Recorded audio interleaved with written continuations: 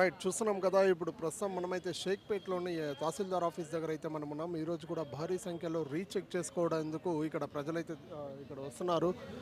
అయితే ఇక్కడ పోలీసులు అనుమతించని పరిస్థితి, ఆ స్లిప్ లేకుండా ఇక్కడ అనుమతించడం కుదరదు అంటూ క్లియర్గా ఇన్స్ట్రక్షన్స్ ఇస్తున్నారు. ఎస్పీ గారు కావచ్చు, ఇక్కడ సిఐ, ఎస్ఐ, పోలీసులు, ఏఎస్పీ, డిఎస్పీ చాలామంది ఉన్నారు. ఇక్కడ పోలీసులు అయితే భారీగా మోహరించి ఇక్కడైతే అనుమతించని పరిస్థితి అయితే ఉంది. చూసుకోవచ్చు మనం అక్కడ చూసుకోండి.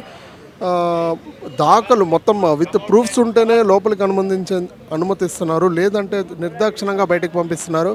సో ప్రూఫ్స్ కానీ ఇక్కడ పేపర్ వర్క్ కానీ నామినేషన్ వేసే స్లిప్ కానీ ఏదున్నా లోపలికి అనుమతిస్తున్నారు. లేని పక్షంలో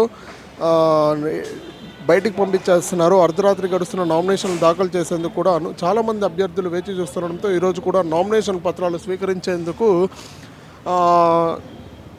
ఎన్నికల సంఘం ఓకే చెప్పింది. ఈరోజు కూడా నామినేషన్లు జరిగే ఇది ఉంది.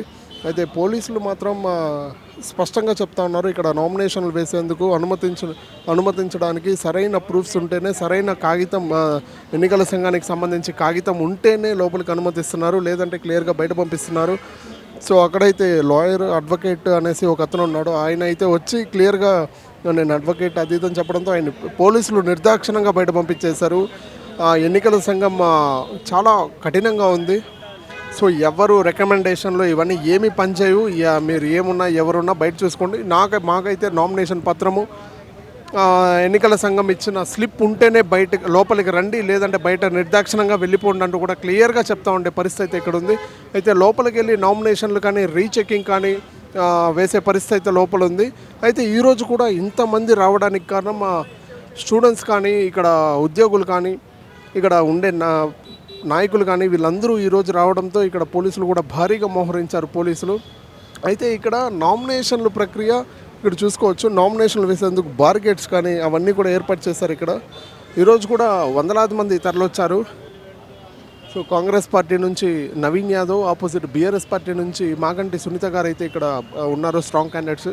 అయితే ఇంకా 312 మంది కూడా నామినేషన్లు వేసిన పరిస్థితి అయితే ఇక్కడ ఉంది.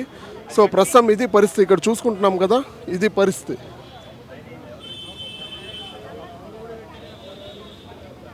నమస్తే, వెల్కమ్ టు ఇట్స్ టీవీ. ప్రస్తుతం ఇక్కడ ఎంఆర్ఓ ఆఫీస్ దగ్గరికి అయితే నవీన్ యాదవ్ గారు కూడా రావడం జరిగింది. ఒకసారి చూసుకోవచ్చు, నవీన్ యాదవ్ గారు నామినేషన్ దాఖలు చేయడానికి వస్తున్నారు. జూబ్లీ హిల్స్ ఉప ఎన్నిక చివరి రోజు 300కి పైగా నామినేషన్లు వేయడం జరిగింది. మొత్తం 316కు చేరగా ఈరోజు నవీన్ యాదవ్ గారు కూడా ఇక్కడికి రావడం జరుగుతోంది. చూస్తున్నాం కదా, ఇక్కడ పోలీస్ బందోబస్తు మధ్య, పోలీసుల మధ్య నవీన్ యాదవ్ గారు అయితే లోపలికి వెళ్ళడం జరుగుతోంది. అసలు మొత్తం ఆధారాలతో ఇక్కడ నామినేషన్ ప్రక్రియ అయితే లోపలికి తీసుకెళ్తా ఉన్నారు. అయితే జూబ్లీ హిల్స్ ఉప ఎన్నిక చివరి రోజు 189కి చేరగా ఈరోజు 316కు చేరింది.